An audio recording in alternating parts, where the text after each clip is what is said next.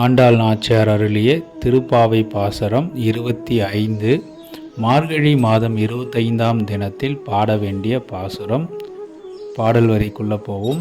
ஒருத்தி மகனாய் பிறந்து ஓர் இரவில் ஒருத்தி மகனாய் ஒளித்து வளர தருக்கிலான் ஆகிதான் தீங்கு நினைத்த கருத்தை பிழப்பித்து கஞ்சன் வயிற்றில் நெருப்பென்ன நின்ற நெடுமாலே உன்னை அறுத்தித்து வந்தோம் பறைத்தருதியாகில் திருத்தக்க செல்வமும் சேவகமும் யாம் பாடி வருத்தமும் தீர்ந்து மகிழ்ந்தேலோர் எம்பாவாய் என்று பாடலை நிறைவு செய்கிறாங்க. இந்த பாடலுடைய பொருள்களை நாம் பார்ப்போம். விளக்கம்.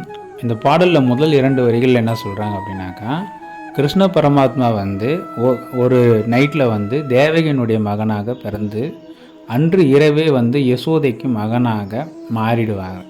இந்த கம்சனுடைய தாக்குதல் தொந்தரவுலேருந்து தப்பிப்பதற்காக இரவில் உங்களுக்கு தெரியும், ஒரு அடைப்பட்ட ஜெயிலில் இருந்து அன்று இரவே யசோதையினுடைய வளர்ப்பு மகனாக மாறி வளர ஆரம்பிச்சிருவாங்க.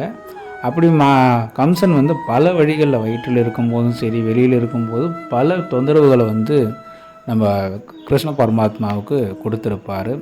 அந்த எல்லா சூழ்நிலைகளையும் தாங்கி நின்று நெருப்பு போல் உயர்ந்து ஓங்கி வளர்ந்து நிற்பார் அப்படின்ற மாதிரி இந்த பாடல் வரிகளில் சொல்லுவாங்க. அப்பேற்பட்ட உன்னுடைய பெருமையும் உன்னுடைய புகழையும் நாங்கள் பாட வந்திருக்கின்றோம்.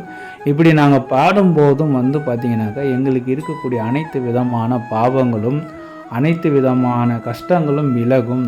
அதனால் எங்களுக்கு செல்வம் அதிகமாக சேரும் அப்படின்றது இந்த பாடல் வரிகளில் நமக்கு உணர்த்துறாங்க.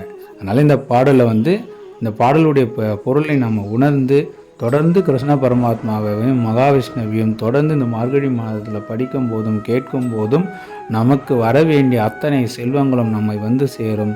மேலும் நமக்கு பார்த்திங்கனாக்கா நம்மக்கிட்ட இருக்கிற அனைத்து பாவங்களும் நம்மளை விட்டு விலகும் அப்படின்றது இந்த பாடல் வழியாக நமக்கு தெரிஞ்சிக்க முடியுது. அனைவரும் எம்பெருமானுடைய கிருஷ்ணருடைய ஆசீர்வாதமும் மகாவிஷ்ணுடைய கருணையும் பெற்று நாம் மகிழ்ச்சியோடு வாழ வேண்டும் என்று இந்த பாடலை நிறைவு செய்கின்றேன். நன்றி. நமோ நாராயணாயாக.